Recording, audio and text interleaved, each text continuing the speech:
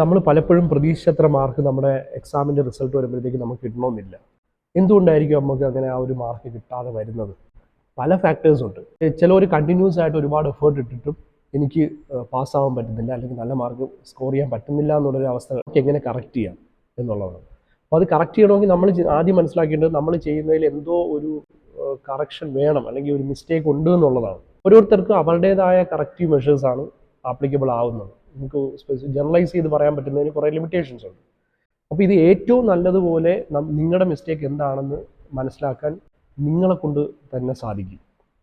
ഇപ്പോൾ വേറൊരാൾ ഇതിങ്ങനെ അങ്ങനെ ചെയ്യുമെന്ന് പറയുന്നതിനെക്കാട്ടി അത് പറയുന്നത് കുറേ ജനറൽ ഫാക്ടേഴ്സ് ഉണ്ടെങ്കിൽ കൂടിയും നിങ്ങളുടെ എബിലിറ്റി, നിങ്ങൾ എത്രത്തോളം വർക്ക് ചെയ്യുമെന്നും നിങ്ങൾക്ക് അതിനുള്ള സാഹചര്യവും നിങ്ങൾ ഏത് രീതിയിലാണ് ഓരോന്നും ഐഡിയാസ് കൺസീവ് ചെയ്യുന്നത് എങ്ങനെയാണെന്നൊക്കെ ബാക്കിയുള്ള ഒരാൾക്ക് പറയാൻ പറ്റത്തില്ല.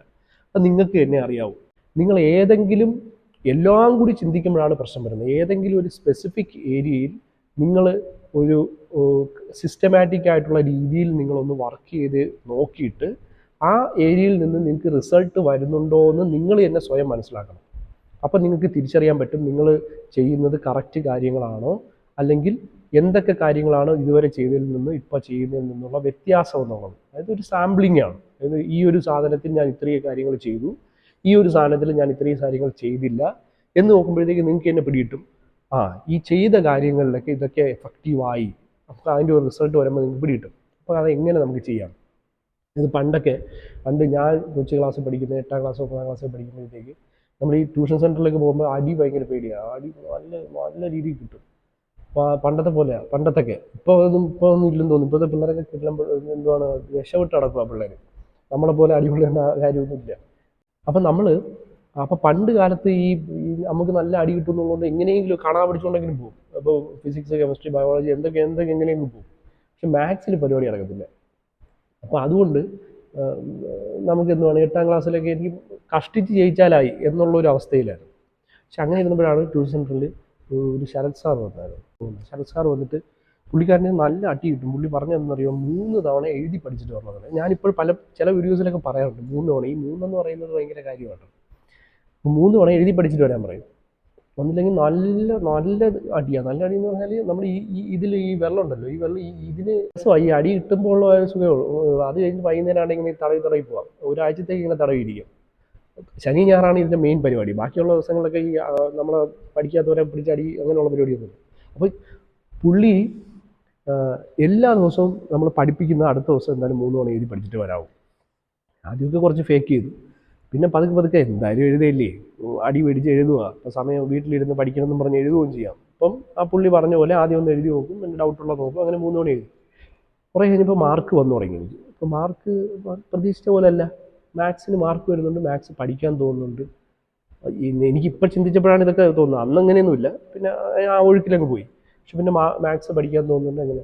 അപ്പം അങ്ങനെ വന്നപ്പോഴത്തേക്ക് സംഭവം എന്ന് പറഞ്ഞാൽ ഈ ആദ്യത്തെ ഒരു പോർഷനിൽ ഒരു 15 ക്വസ്റ്റ്യൻ ഉണ്ടെങ്കിൽ ആദ്യം നമ്മളൊരു 10 എണ്ണം ഇതേപോലെ 3 തവണ എഴുതി പഠിക്കുമ്പോൾ ബാക്കി 5 എണ്ണത്തിന് എഴുതി പഠിക്കേണ്ടതല്ല. ക്വസ്റ്റ്യൻ എഴുതുമ്പോൾ തന്നെ നമുക്ക് മനസ്സിലാവും, ഇതാണ് അതിൻ്റെ വ്യത്യാസമുണ്ട്, ഇത് ആൻസർ ഇങ്ങനെയൊക്കെ വരും എന്ന് നമുക്ക് പിടികിട്ടും. അപ്പോൾ അത് ആക്ച്വലി ഞാൻ അറിയാതെ പഠിച്ച സാധനമാണ്. അത് എൻ്റെ അടുത്ത് ഒരാൾ പറഞ്ഞു തന്നു. അപ്പം അതിൻ്റെ ഒരു പ്രശ്നം എന്ന് പറഞ്ഞാൽ എനിക്ക് അറിഞ്ഞുകൂടാ എൻ്റെ മിസ്റ്റേക്കുകൾ എന്താണ്, ഞാൻ എന്തൊക്കെ മിസ്റ്റേക്കുകളാണ് മുമ്പ് വരുത്തിയിരുന്നതെന്ന് എനിക്ക് അറിഞ്ഞുകൂടാ. ഞാൻ ഇപ്പോൾ ചെയ്യുന്ന കറക്റ്റീവ് മെഷേഴ്സ് എന്തെന്ന് എനിക്ക് അറിഞ്ഞുകൂടാ. ഇനി അതെല്ലാത്തിലും ആപ്ലിക്കബിൾ ആക്കാൻ പറ്റുമോയെന്നും എനിക്ക് ചിന്തിക്കാൻ പറ്റത്തില്ല. കാര്യം എനിക്ക് അതിനെക്കുറിച്ചൊന്നും അറിഞ്ഞുകൂടല്ലോ. എന്താണ് ഞാൻ കറക്റ്റ് ചെയ്തതെന്നോ, എന്താണ് ഞാൻ തെറ്റ് ചെയ്തുകൊണ്ടിരുന്നതെന്നോ, അല്ലെങ്കിൽ ഏത് രീതിയിലുള്ള ഇമ്പ്രൂവ്മെൻ്റ് ആണ് എനിക്ക് വന്നതെന്നോ ഒന്നും നമുക്ക് ചിന്തിക്കാൻ പറ്റാത്ത അവസ്ഥ. ആ ആൾ മാറുമ്പം വീണ്ടും നമ്മൾ പഴയ അവസ്ഥയിലേക്ക് വരും. പക്ഷെ മാത്സ് ആ ഒരു പാറ്റേൺ നമുക്ക് ഫോളോ ചെയ്യുമ്പോൾ മാത്സിൽ ഓക്കെ.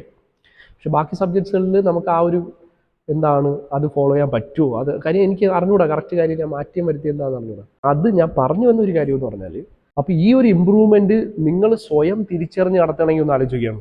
നിങ്ങൾക്ക് തന്നെ പറയാൻ പറ്റും, ഇതാണ് ഞാൻ ചേഞ്ച് ചെയ്തത്, അതുകൊണ്ട് എനിക്ക് ഈ സാധനങ്ങളൊക്കെ മാറ്റിയാൽ ഞാൻ ഇമ്പ്രൂവ് ആവും എന്ന് പറയാൻ പറ്റും.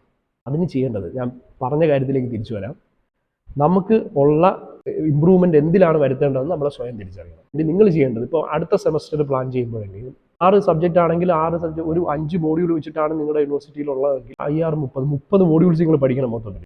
അതൊന്നും വേണ്ട. ഏറ്റവും ടഫായിട്ട് പറയുന്ന ഒരു സബ്ജക്റ്റ്, അത് നിങ്ങളുടെ സീനിയേഴ്സ് അല്ലെങ്കിൽ സ്റ്റാഫ് പറയുമായിരിക്കുമല്ലോ, ആ ഒരു സബ്ജക്റ്റ് എടുത്തിട്ട് അതിൻ്റെ ഫസ്റ്റ് മോഡ്യൂൾ എടുത്തിട്ട് ആ ഫസ്റ്റ് മോഡ്യൂളിൽ മാത്രം നിങ്ങൾ ചെറിയൊരു ചേഞ്ച് വരുത്തി വേണം പഠിക്കുന്നതിന്.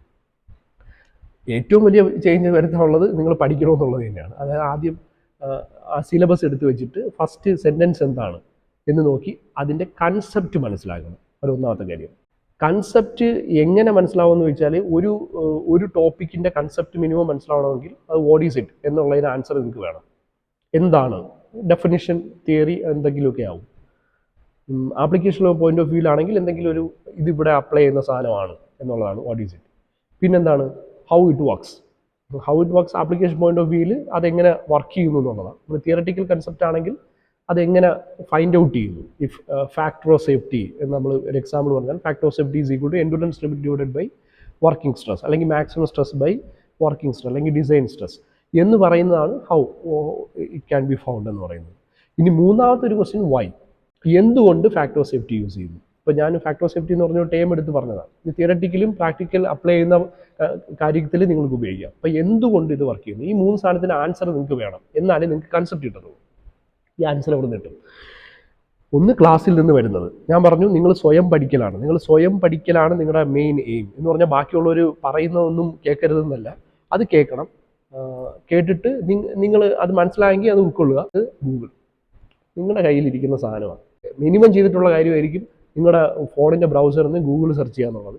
പക്ഷേ നിങ്ങൾ ലാപ്ടോപ്പൊക്കെ അല്ലെങ്കിൽ നിങ്ങളുടെ സിസ്റ്റത്തിൽ ചെന്നാൽ നിങ്ങൾ ഗൂഗിൾ സെർച്ച് ചെയ്യുന്നത്.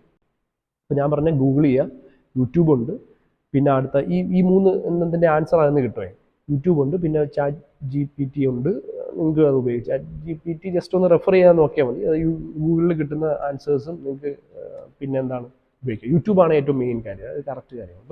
ഇപ്പം അതിലൊരു ശ്രദ്ധിക്കേണ്ട ഒരു കാര്യം, ഇപ്പോൾ factor of safety is equal to endurance limit divided by working stress. അപ്പം നമ്മൾ പുതിയതായിട്ട് പഠിക്കുന്ന അതിനെക്കുറിച്ച് ഒരു ബന്ധമില്ലാത്ത ആളാണെങ്കിൽ എൻഡുറൻസ് ലിമിറ്റ് അറിയില്ലായിരിക്കും. പണ്ട് പഠിച്ചിട്ടുള്ളതായിരിക്കും, നിങ്ങൾ ശ്രദ്ധിച്ച് കാണത്തില്ല. ഈ രീതി കൺസെപ്റ്റ് അറിയില്ലായിരിക്കും. എൻഡുറൻസ് ലിമിറ്റ് എന്താണെന്ന് പോയി പഠിക്കണം. അതായത് പഠിക്കണമെന്ന് പറഞ്ഞാൽ സെർച്ച് ചെയ്ത് നോക്കിയാൽ മതി. നിങ്ങളുടെ കയ്യിലിരിക്കുന്ന സാധനം വെച്ച് നോക്കിയാൽ മതി. നിങ്ങൾ എവിടെ എഴുതിയോ ഒന്നും വെക്കണ്ട. Factor of safety endurance limit by എന്താണ് working stress. Then what is endurance limit, what is working stress. അത് നിങ്ങൾ എന്ത് ചെയ്യണം, വാട്ട് ഈസ് എന്ന് അടിച്ചു നോക്കണ്ട, നിങ്ങൾ സെർച്ച് ചെയ്ത് നോക്കുക. നിങ്ങൾ വായിക്കുമ്പോൾ നിങ്ങൾക്ക് മനസ്സിലായില്ലെങ്കിൽ യൂട്യൂബിൽ അടിച്ചു നോക്കുക എന്താണ് എൻ്റെ. ഈ എൻഡുറൻസ് ലിമിറ്റ് എന്താണ് എന്ന് പറയുമ്പോഴത്തേക്ക് ചിലപ്പോൾ നിങ്ങൾ അത് കണക്ട് ചെയ്ത് ഫെറ്റിഗ് ലോഡിങ്ങിൽ പോകും, അല്ലെങ്കിൽ സൈക്ലിക് ലോഡിങ്ങിലാണ് അത് വരുന്നതെന്ന് പറയും. അപ്പോൾ എന്താണ് സൈക്ലിക് ലോഡിംഗ് എന്ന് നിങ്ങൾ മനസ്സിലാക്കണം. അപ്പോൾ എന്താണ് സ്റ്റാറ്റിക് ലോഡിംഗ് എന്ന് നിങ്ങൾക്ക് അറിയേണ്ടതായിട്ട് വരും, അല്ലെങ്കിൽ കാര്യം മനസ്സിലാവില്ല. അപ്പം സൈക്ലിക് ലോഡിങ്ങും സ്റ്റാറ്റിക് ലോഡിങ്ങും നമ്മൾ ഡിഫറൻസ് എവിടെ കിട്ടും. എന്നിട്ട് അവിടെ നിന്ന് എൻഡുറൻസ് ലിമിറ്റ് നിങ്ങൾ ഡിഫൈൻ ചെയ്യും. ചിലപ്പോൾ സ്ട്രെസ് സ്ട്രെയിൻ കർവിലോട്ടൊക്കെ പോകും. പിന്നെ അപ്പോൾ സ്ട്രെസ് സ്ട്രെയിൻ കർവ് പോയാൽ സ്ട്രെസ് എന്താണ് സ്ട്രെയിൻ എന്താണെന്ന് അറിയണം. അപ്പോൾ ഈ സ്ട്രെസ് എന്ന് what is stress, what is strain എന്നൊക്കെ ഉള്ളത് യൂട്യൂബിലൊക്കെ അടിച്ചു നോക്കിയാൽ കറക്റ്റ് കൺസെപ്റ്റ് കിട്ടും. കൺസെപ്റ്റാണ് ഞാൻ പറയുന്നത്, എഴുതാനുള്ള സാധനമല്ല. അപ്പം അവിടെ നിന്ന് കണക്ട് ചെയ്ത് വരുമ്പോൾ ഫാക്ടർ ഓഫ് സേഫ്റ്റി ഇതാണ് സാധനം എന്നുള്ള സാധനം കിട്ടും. അപ്പോൾ ഇതുപോലെ കൺസെപ്റ്റ് പഠിച്ചു നോക്കുക. ഇതുപോലെ ഒരു സിലബസിലെ ആ ഒരു മോഡ്യൂളിൻ്റെ ഒരു സബ്ജക്റ്റിനെ മാത്രം ആ ഒരു മോഡ്യൂളിൻ്റെ ഫുൾ പോർഷൻസ് ഈ രീതിയിലൊന്ന് വർക്കൗട്ട് ചെയ്യണം. എന്നിട്ട് ഫസ്റ്റ് സീരീസ് എക്സാമിനേഷന് നിങ്ങൾക്ക് അതിൻ്റെ ഫീഡ്ബാക്ക് കിട്ടും. അത് 2 സീരീസ് കഴിഞ്ഞിട്ടാണല്ലോ നിങ്ങൾക്ക് 2 മോഡ്യൂൾസ് കഴിഞ്ഞിട്ടാണല്ലോ നിങ്ങൾക്ക് ഫസ്റ്റ് സീരീസ് വരുന്നത്. അപ്പോൾ ഈ 2 മോഡ്യൂളിൽ ഒരു മോഡ്യൂൾ ഇങ്ങനെ പഠിക്കാവും. മറ്റേ മോഡ്യൂൾ സത്യം പറഞ്ഞാൽ നിങ്ങൾ പഴയ പോലെ എങ്ങനെയാണ് പഠിക്കുന്നത് അതേപോലെ പഠിക്കുക. ചിലപ്പോൾ തലേ ദിവസം എന്തെങ്കിലും എടുത്ത് വെച്ച് നോക്കും, അങ്ങനെ.